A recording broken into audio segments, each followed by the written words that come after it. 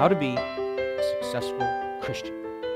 How to be a successful Christian. All right, let's jump right in. First of all, let's make it simple. Let's make it simple. Okay, I'm going to define simple habits, and I'm going to define happy Christians. This is 4 points this morning. It's simple habits, happy Christians. We're going to make it real simple, right? Simplicity is where we're at. Simplicity is where we're at. When I started to think about this series, and I asked myself, I said, well, how am I going to convey success in a Christian life? So I said, well, 7 habits of highly effective people. So I did a Google search, right? And that's not how I do all my my studies, by the way. But I did have to come up with a title. So I said, I'm just going to Google search this.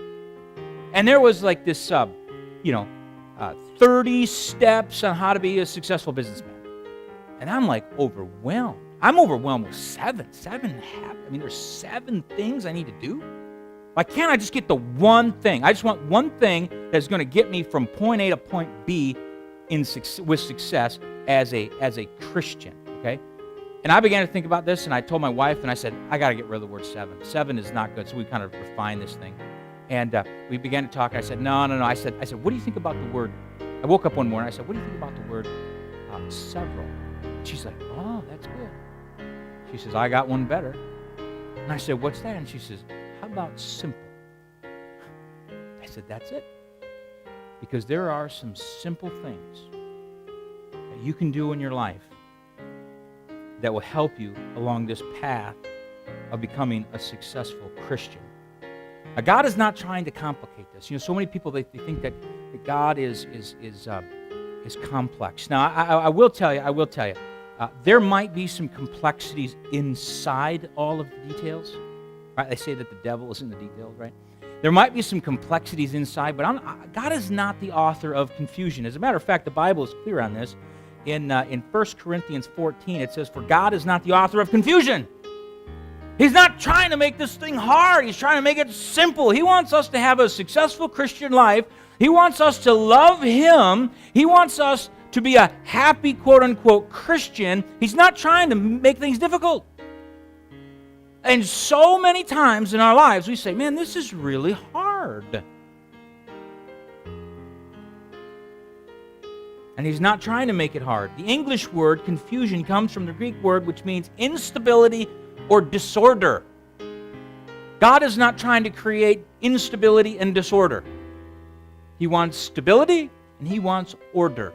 If you just look at how the world was made, it wasn't made in a chaotic way. It's very simple.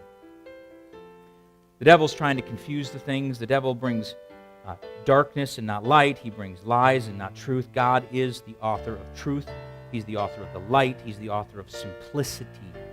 Simplicity. So that's what this whole, we're gonna premise everything the next 8 weeks on simplicity. And let's not let the devil get in the details.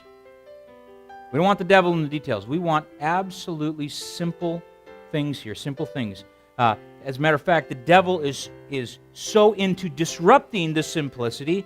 Paul said in 2 Corinthians 11:3, but I fear, this was Paul's fear. This is what he was afraid of.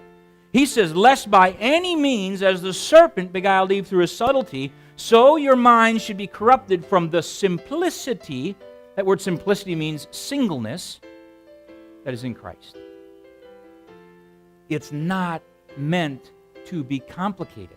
It's not meant to be complicated. Now, we complicate things. That's just the truth. And the devil is there to assure that. So we want to keep things as simple as we can.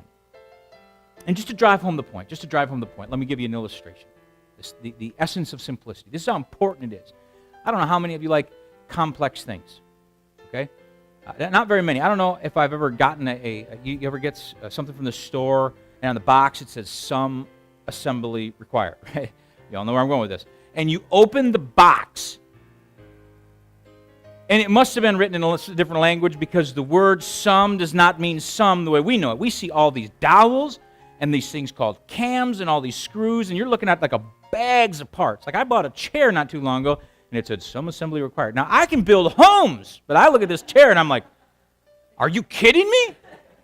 No wonder it's $99. Because it's going to cost me 4 hours to build this. At X amount an hour, I guess. So I've never opened up a set of instructions and been like, man, look how complex these are. Yeah. You know what I want? I want step 1, step 2. How many agree with that? How many want simplicity in that? I want simplicity. I want complexities. Y'all go into these churches, and it's like this complex type of atmosphere. You ever do that? And you're like, man, I can't even go in that building. You ever date someone, and you're like, something is weird with this girl, right? This lady messed up. And you know what you do? You just, whoa, whoa, whoa, whoa. I told a story. You should have been here for Sunday school. I told a story. You would have gotten it.